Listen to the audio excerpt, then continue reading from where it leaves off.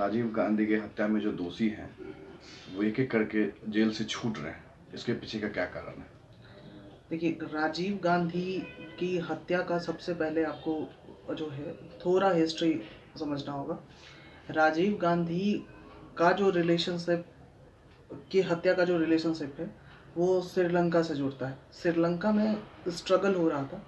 श्रीलंका में आपको बौद्ध धर्म जो है वो एक बहुत मतलब सस्टेंशियल धर्म है। जैसे यहाँ हिंदू मेजोरिटी में, वहाँ बौद्ध की भी मेजोरिटी है।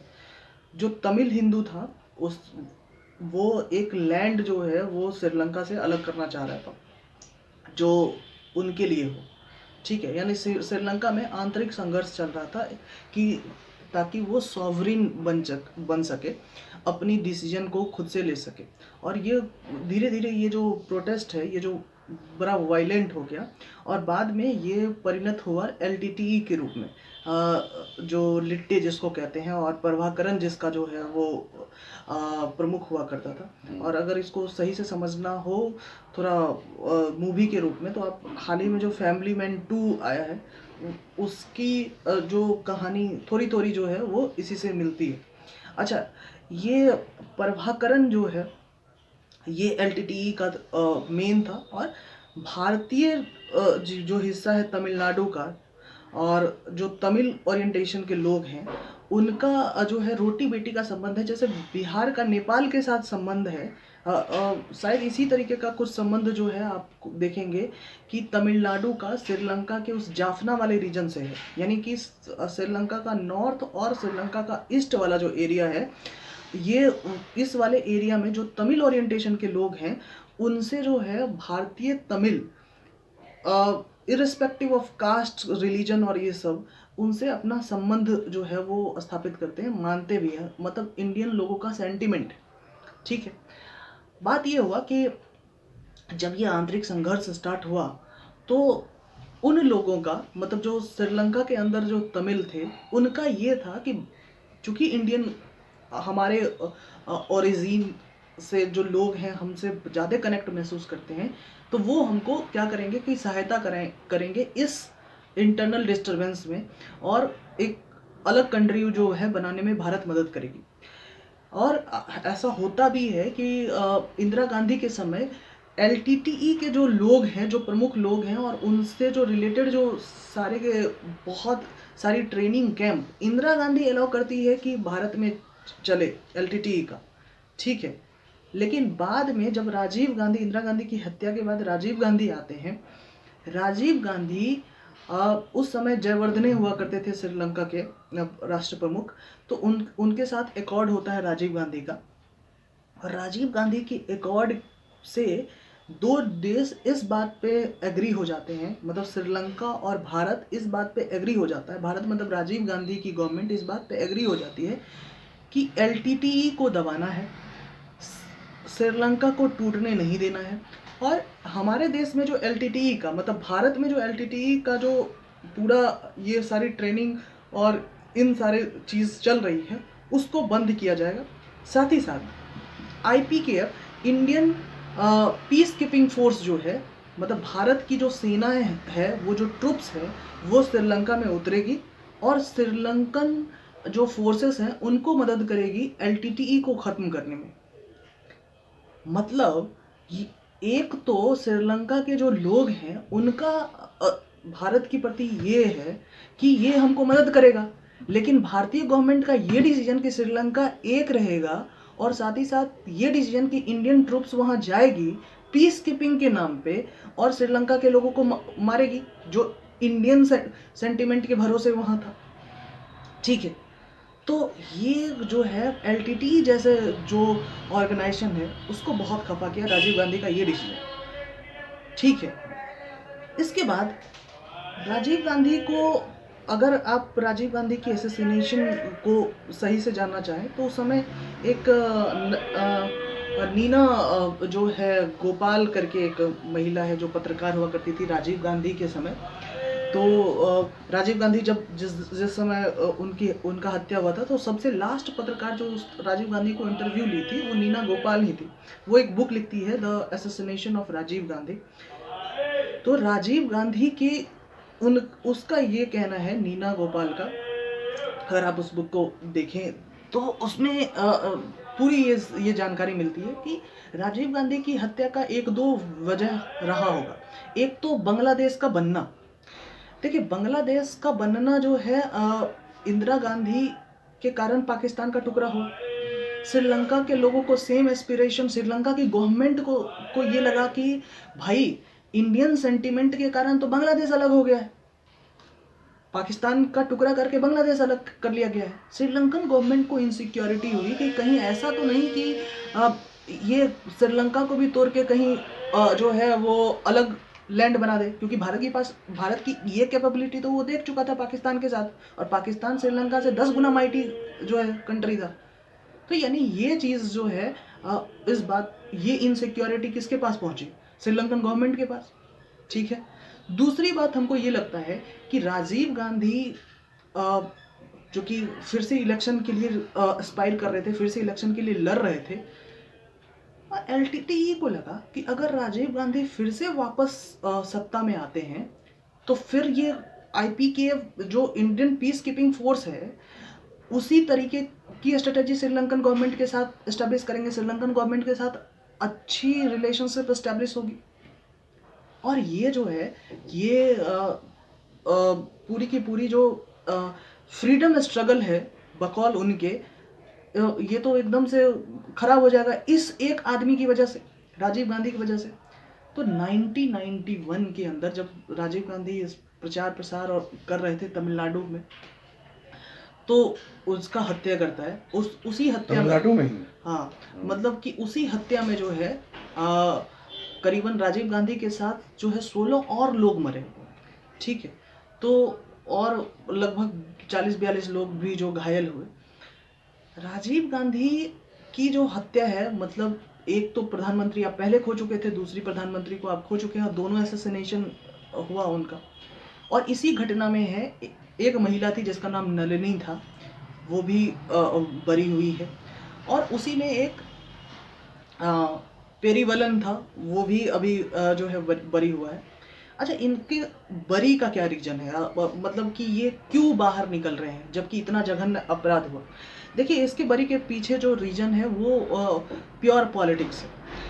एक तो इसमें जब आप देखेंगे इस पूरी घटनाओं को तो उसमें एक चीज़ दिखता है कि सुप्रीम कोर्ट आर्टिकल 142 का प्रयोग करके इन सबको जो है वो बाहर निकालिए। अच्छा, क्या है आर्टिकल 142 उसके भी बारे में बताएंगे, लेकिन आप थोड़ा इस बात को भी समझिए कि अभी जो तमिलनाडु के लोगों के अंदर जो सेंटिमेंट है वो भरा पड़ा है जाफना या नॉर्थ या ईस्ट की तरफ जो लोग श्रीलंका में रह रहे हैं उनके प्रति, और मतलब कि they have good intent about them, और ये बातें उनको पता है और ये बातें इलेक्शन में काम आती हैं। ठीक है। तो 2018 में देखिए, ये इलेक्शन का एक विषय है। 2018 में जो तमिलनाडु की जो गवर्नमेंट थी वो एक रिकमेंडेशन जो है, कैबिनेट रिकमेंडेशन भेजती है कि पेरेरीवलन जो है वो रिमिशन, मतलब कि हमको फांसी से छूट मिल जाए, मतलब हम रिहा हो सकें, हमको माफ़ कर दिया जाए, इस तरीके की एक जो है वो अर्जी लगाता है। और इस अर्जी पे जो तमिलनाडु की गवर्नमेंट है, वो उसकी जो कैबिनेट है, वो उसकी जो सरकार है, वो अपने कैबिनेट से ये रेजोल्यूशन पास करती है कि नहीं, पेरेरीवलन को छोड़ देना चाहिए। रिकमेंडेशन जैसे ही वो निकला कैबिनेट का, वो पहुंचा किसके पास? गवर्नर के पास। गवर्नर जो है, गवर्नर ये कहता है कि ये पेरेरीवलन को माफ करने की शक्ति हमारे पास है नहीं, यानी ये शक्ति राष्ट्रपति के पास है। इसी पे खेल गया, मतलब ये केस इसी बेसिस पे जो है वो पेरेरीवलन जीता है। यानी कि हुआ ये कि बाद में जब सुप्रीम कोर्ट में ये केस पहुंचा तो बाद में सुप्रीम कोर्ट ये कहती है कि ये जो गवर्नर है, गवर्नर के पास ऐसा खुद का अधिकार नहीं है कि वो किसी चीज़ को रोके या किसी चीज़ पे मतलब कि ये कहे कि राष्ट्रपति के आदेश से होगा। गवर्नर की जो पावर है वो कैबिनेट से ड्राइव होती है, यानी कैबिनेट ने जो कहा उसको एकदम मानना पड़ेगा गवर्नर को। ये बातें इस बात पे है। आर्टिकल 161 अगर ज़्यादा पढ़ना हो तो इसको पढ़ सकते हैं। हुआ ये साथ ही साथ कि अब इस केस में आर्टिकल 142 का प्रयोग की सुप्रीम कोर्ट। क्या है आर्टिकल 142? सुप्रीम कोर्ट को ये पावर देता है कि वो सारी जजमेंट आर्टिकल 142 पे सुप्रीम कोर्ट के पावर से संबंधित है आर्टिकल। सुप्रीम कोर्ट ये कही कि पेरेरी वलन जो है वो एक ऐसा व्यक्ति है जो अपना पूरा सजा काट चुका है। 19 वर्ष की आयु में ये अरेस्ट हुआ था और दोषी भी साबित हुआ, और इसके बाद जो है पहले इसको फांसी का सजा था। 2011 में इस सहित 6 और लोगों की फांसी, मतलब 7 लोगों की जो फांसी है वो उम्र कैद में बच गई 2011 में। अब ये रिहा हो चुका है। सुप्रीम कोर्ट इस बेसिस पे इसको रिहा किया है कि आप लगभग 30-31 साल जेल में काट चुके हैं, और 30-31 साल जेल में काटने के कारण जो है आप ये माना जा रहा है कि आपके साथ कंप्लीट जस्टिस हुआ है, कि मतलब आप एक घटना के लिए पूरा का पूरा एक समय बिता चुके हैं और ये एम्पल समय है आपको बिताने को लेकर, इसलिए आपको जो है वो निकाला जा रहा है। ठीक है, यानी इसको कहते हैं idea of complete justice, supreme court का ये कहना है। लेकिन केंद्र सरकार पहुंचती है सुप्रीम कोर्ट के पास कि भाई साहब इसको क्यों निकलने का, इसको रिहा करने का आप क्यों दे रहे हैं माननीय न्यायालय? क्योंकि हम भी एक पार्टी हैं, भारत सरकार भी एक पार्टी है, और भारत सरकार जब एक पार्टी है तो भारत सरकार के पक्ष को सुनना चाहिए, क्योंकि सीबीआई उसको काम कर रही थी और सीबीआई की तरफ से जो है भारत सरकार जो है वो पेश होती है अटॉर्नी जनरल। तो भारत सरकार यानी केंद्र सरकार जो है सुप्रीम कोर्ट में ये अर्जी लगाई कि भाई हमारी भी पक्ष को सुनना चाहिए। ठीक है, मतलब रिव्यू पिटीशन लगा हुआ। दूसरी बात, आपको ये भी बात समझना है कि जैसे ही ये सारे पेरेरी वलन और ये सारे लोग निकलते हैं तो पेरेरी वलन का एक बड़ा जो है वो तस्वीर आपको देखने को मिलेगा इंटरनेट पे, कि पेरेरी वलन जो है वो तमिलनाडु के सीएम के साथ जो है वो गले मिल रहे हैं वो निकलने के बाद। ये प्योर, क्योंकि एक व्यक्ति है जो तमिल एस्पिरेशन के लिए फाइट कर रहा था और इसी कारण जो है वो राजीव गांधी की हत्या करता है, और राजीव गांधी की हत्या जो है उसको छोटा कर दिया गया तमिल जो है वो एस्पिरेशन को बड़ा दिखाने के लिए। अच्छा, तमिल एस्पिरेशन जब बड़ा हो रहा है तो राजीव गांधी अब जब वो निकलेगा तो उसके साथ जो भी पार्टी निकला नहीं है, निकल गया। अभी जो भी पार्टी उसके साथ सेंटिमेंट दिखाएगी उस पार्टी को जो है इलेक्शन में अच्छा वोट मिलेगा। तो अभी जो करंट सीएम है ये जब निकलने के बाद स्टालिन अभी क्या है, देखिए श्रीलंका में अभी भी ये समस्या जो है, अंतिम बात आपसे ये कह रहे हैं कि श्रीलंका में अभी भी ये समस्या बनी रहेगी जब तक श्रीलंका में 13th अमेंडमेंट जो है, 13वां अमेंडमेंट जो है वो श्रीलंकन गवर्नमेंट लागू नहीं करती। 13वां अमेंडमेंट जो है थोड़ा सा पावर देता है श्रीलंका का। अगर मैप देखें तो नॉर्थ श्रीलंका, जाफना वाला रीजन और ईस्ट की तरफ ये सारा रीजन जो है वो क्या है, अभी सैनिक छावनी की तरह बन चुका है। मतलब ये एक तरीके से यहाँ चूंकि ये वो वाला इलाका रहा है जो अपने आप को अलग करना चाह रहा था, तो यहाँ जो है पूरा फोर्सेस भरा हुआ है चारों तरफ से। ठीक है, तो 13th अमेंडमेंट ये कहता है एक मोटा मोटी कि कम से कम उसको ऐसा तो दो, मतलब श्रीलंकन तमिल्स को, कि उनको उनकी राइट से संबंधित बात करता है। तो लेकिन श्रीलंकन जो कॉन्स्टिट्यूशंस है उसमें सिंघलीज को ज़्यादा, बौद्धों को ज़्यादा जो है वो प्रेफरेंस दिया गया, उनके नेटिव्स को ज़्यादा प्रेफरेंस दिया गया कि नहीं, और ये कहा गया कि तुम बाहर से आए हो, इस तरीके की कुछ बातें कही गई।